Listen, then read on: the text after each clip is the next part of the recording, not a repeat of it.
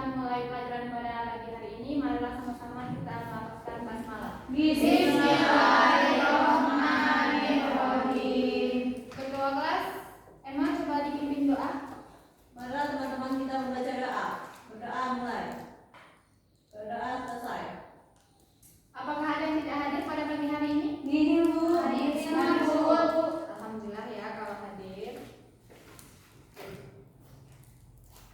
Baik, bagus ya. Pada pagi hari ini kelas dalam keadaan bersih, berarti yang piket sudah melaksanakan tugasnya dengan baik, dan itu artinya kalian paham bahwa kelas yang bersih akan membuat kita belajar menjadi lebih nyaman.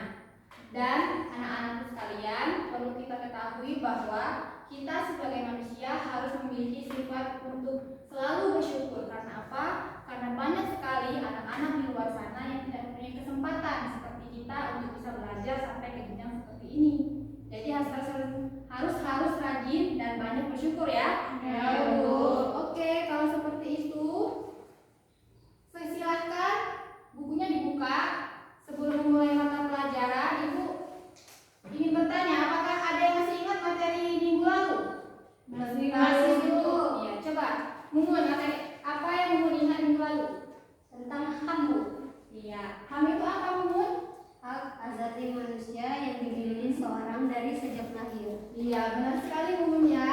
Jadi, HAM adalah hak yang melekat pada diri manusia yang sudah ada sejak lahir dan itu bersifat kodrati. Oke, kita akan memasuki materi kita pada pagi hari ini. Bisa dilihat di sini. Nah, materi kita pada pagi hari ini adalah sistem pembagian kekuasaan di Indonesia. Menurut Montesquieu, ada 3 sistem pembagian kekuasaan. Yang pertama, legislatif, eksekutif, dan yudikatif. Di sini apakah ada yang tahu apakah itu kekuasaan legislatif? Apakah ada yang sudah tahu? Ika tahu? Belum tahu. Belum tahu. Halimah sudah tahu? Kekuasaan legislatif yaitu suatu lembaga yang dimana tugasnya yaitu membuat undang-undang. Ya, tepat sekali. Jawaban Halimah sudah benar ya. Jadi, lembaga legislatif adalah lembaga yang berfungsi untuk membuat atau menerapkan undang-undang. Nah, lembaga apa yang berfungsi sebagai lembaga legislatif? Ada yang tahu? Contohnya, Maya, sebutkan contoh di depan Maya. Dewan Perwakilan Daerah. Iya, benar sekali. Dewan Perwakilan Daerah adalah lembaga legislatif. Selain DPD, apakah ada yang tahu lembaga apa lagi? DPR, Bu. Iya, benar sekali, DPR. Siapa lagi? Satu lagi lembaga. Saya, Bu. Nah, bentar ya, Mun. Ke Mona Lisa. Apa Mona Lisa? MPR. Iya, MPR. Apa sih nak bedanya DPR dengan DPD? Ada yang tahu? Ada yang tahu? Tidak ada. Nah, jadi kalau DPD itu sifatnya perorangan. Nah, kalau dia DPR itu sistem pemilihannya dipilih melalui pemilu. Ingat, kalau DPR sistemnya perorangan, kalau DPR sistemnya melalui pemilu. Di kita ini ada tidak DPRD? Ada. DPR ada tidak? Ada. Bagus ya. Nah, kalau satu lagi tadi Mona sebutnya MPR. MPR itu apa coba? Ada yang tahu tidak? Maya tahu tidak Maya? Tidak tahu. Ya. Kalau MPR itu ialah gabungan antara DPR dan DPD. Nah, cukup paham sampai di sini? Paham. Bu. Nah, next selanjutnya kekuasaan eksekutif. Apakah ada yang tahu kekuasaan eksekutif itu apa? Eksekutif. Mumun tahu? Tidak, Bu. Nah, Maya tahu? Tidak tahu. Nah, Ibu jelaskan ya. Kekuasaan eksekutif adalah kekuasaan untuk menjalankan undang-undang. Contohnya, siapa yang kenal dengan foto beliau yang ditempel di depan? Presiden. Siapa namanya? Joko Widodo. Beliau ini masih menjabat sebagai presiden atau tidak? Masih. Jadi presiden ini merupakan kekuasaan Eksekutif. Selain presiden itu ada wakil atau tidak? Ada. Terus ibu tanya, menteri termasuk kekuasaan eksekutif tidak?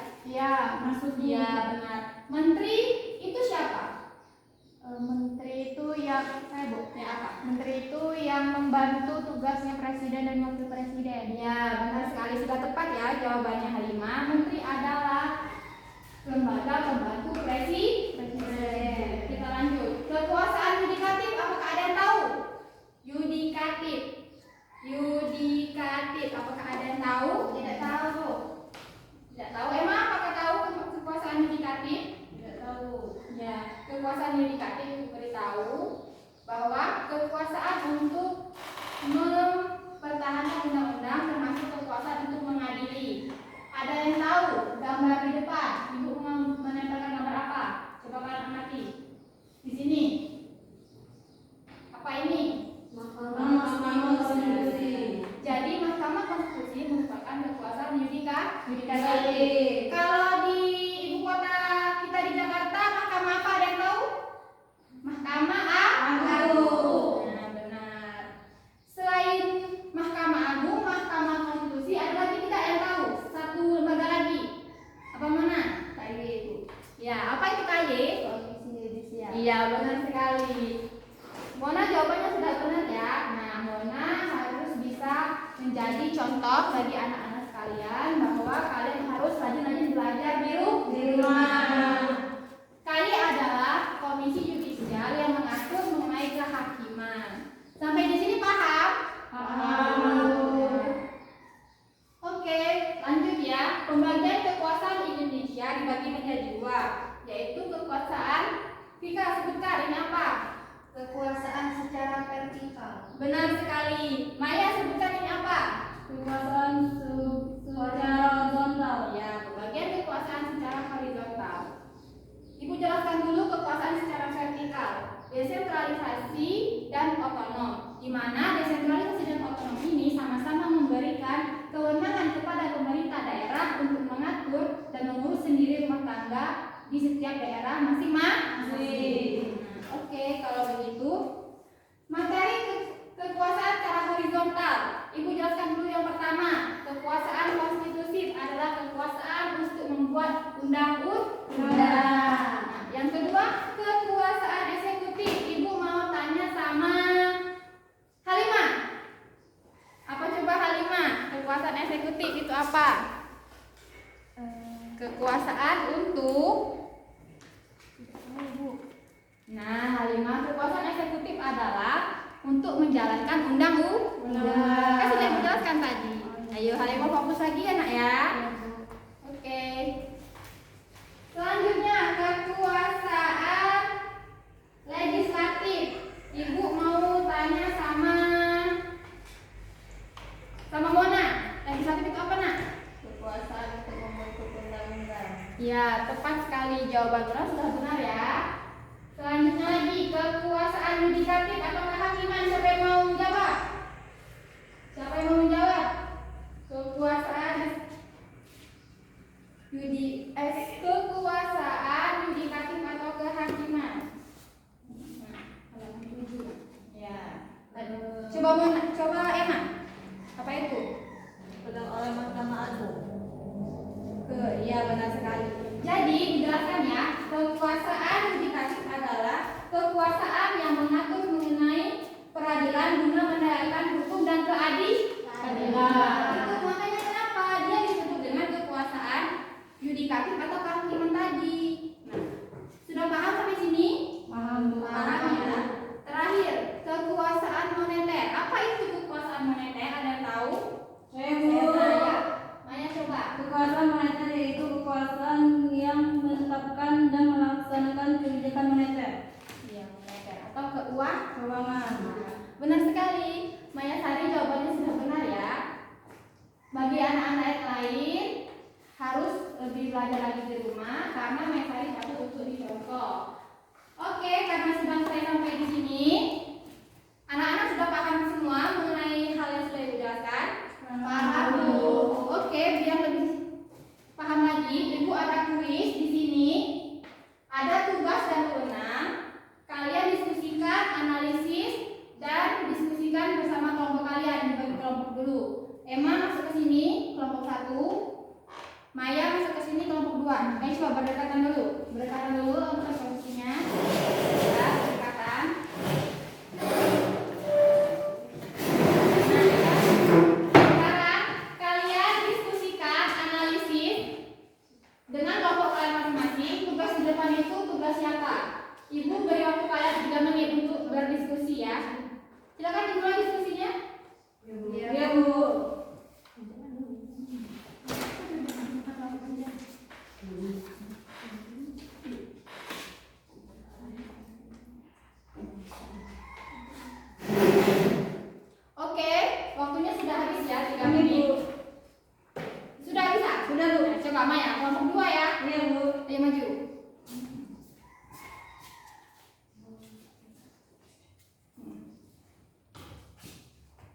Tulis, nah ditulis.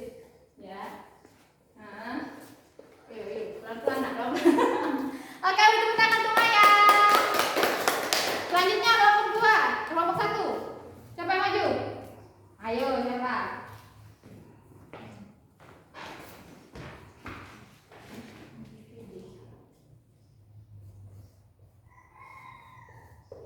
Oke. Beri tepuk tangan dulu untuk kelompok 1 nak. Oke, kita koreksi ya. Memiliki wewenang untuk melakukan atau memberhentikan pengangkatan terhadap menteri-menteri. Berhak mengangkat duta negara berdasarkan pertimbangan DPR. Benar atau salah? Benar. Benar ya? Oke, benar. Beri tepuk tangan dulu. Melakukan perubahan terhadap undang-undang dan menetapkan undang-undang yang telah ditentukan. Benar, merupakan salah satu tugas dari DPD. Selain DPD, di sana ada juga MPR dan DPR ya. Beri tepuk tangan juga untuk kelompok 1. Oke, karena benar semua, Ibu akan kasih reward. Untuk kelompok 2, silakan diambil. Terima kasih. Iya, untuk kelompok 1, silakan ambil. Terima kasih. Tepuk tangan lagi.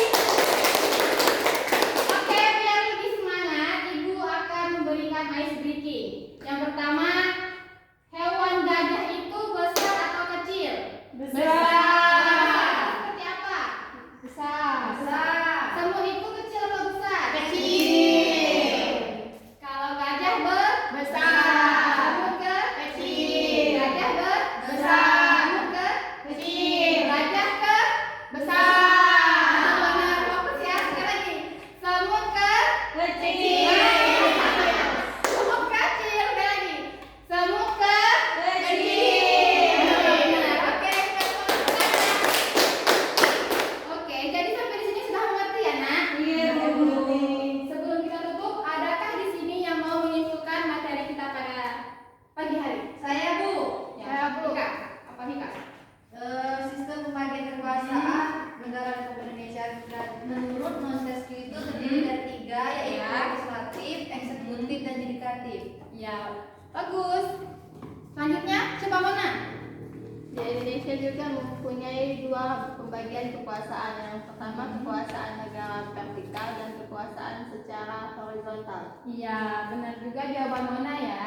Oke, jadi materi pada hari ini disimpulkan bahwa kekuasaan kita dibagi menjadi 3, yaitu eksekutif, legislatif, dan yudikatif. Dan sistem pembagian kekuasaan Indonesia dibagi secara 2, yaitu secara vertikal dan secara horizontal.